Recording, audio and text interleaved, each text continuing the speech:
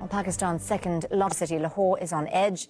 Hundreds of police officers have been confronting supporters of former Prime Minister Imran Khan ahead of his possible arrest there. Police have fired tear gas and water cannon, but supporters are staying put. Pakistan's Interior Minister has vowed to arrest Khan and present him in court by the end of the day. Khan, for his part, has called on people to come out of their homes and fight for their freedoms. Police has arrived at my residence to arrest me, and they think if I will be arrested and imprisoned, then the nation will sleep. But you all should prove them wrong. You have to prove you're a living nation and the followers of Prophet Muhammad. You have to fight for your right and for the real freedom. You have to come out and have to struggle. I'm fighting your fight. I have struggled all my life and will continue to fight. But if they put me behind bars or kill me, then you have to prove that without me, this nation will struggle for freedom. Well, let's speak to Kamal Haider. He's across this forest from Islamabad. Kamal, it looked like it got pretty violent there at times. Do we have a sense of what's likely to happen in the coming hours?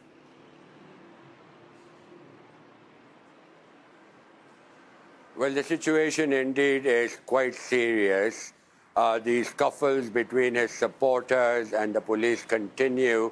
According to the latest reports, Imran Khan's residence in Zaman Park is now under siege.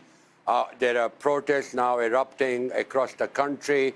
Even in the city of Karachi, there have been protests at several locations, and the likelihood that this could go much beyond Lahore and affect other cities where Imran Khan has a huge support. He's emerged as one of the most popular leaders. The government, however, has sent in a team that arrived earlier in Lahore. They said they had arrest warrants for him in a case pertaining to state gifts that he bought from the repository and then sold off. However, there's also now a list that has come out, which of course finds that all Pakistani rulers, presidents, prime ministers have been buying those gifts for a pittance, sometimes without paying any money for it, and this is seen as a political vendetta. We met Imran Khan a few days ago in Lahore when the police used force against his rally and stopped him from going out. He told us that the government wanted to create a law and order situation so they could run away from elections because he said he knows that the opposition is scared that they will lose those elections badly, that the government is now using heavy-handed tactics against him. But there are tense scenes. We have seen footage and images of tear gas shells falling inside Imran Khan's home. We have also been informed by some of their leaders that Imran Khan is not afraid to court arrest, but this is, after all, a red line, according to his party supporters who said that the arrest of the former Prime Minister would be a red line. It is also important to note that Imran lawyers have been pleading that Imran has always lived by the law. He has appeared in the courts whenever he has been told to. However, after that assassination attempt on him, he said that there are fears for his life.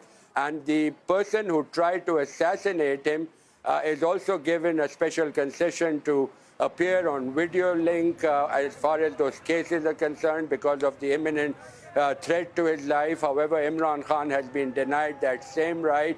He said he is not running away from the law, and he said that he will come out with revelations that will expose the ruling elite as well. So indeed, a very tense situation. Pakistan at the crossroads, and that also at a time when elections in two key provinces are due on the 30th of April, and the Punjab particularly.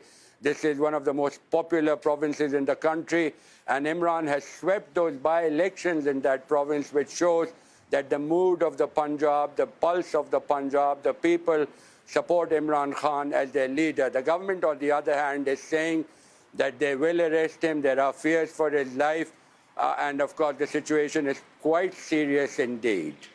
Kamal, you talk about the tension there, and there's obviously still a huge crowd of supporters outside his home in Lahore. I'm curious what you think of the Interior Minister's promise that he is going to arrest him and present him to court by the end of the day. Is that likely?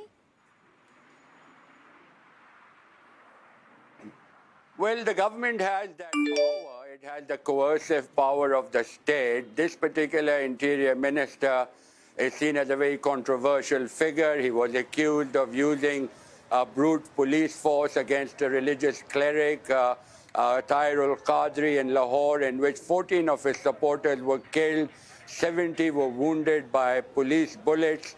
So a controversial figure indeed. And of course, there is a feeling emerging across Pakistan that the government is panicking. It is looking for an excuse to run away from the elections because the economy is in total disarray. The country has not been able to clinch a deal with the IMF.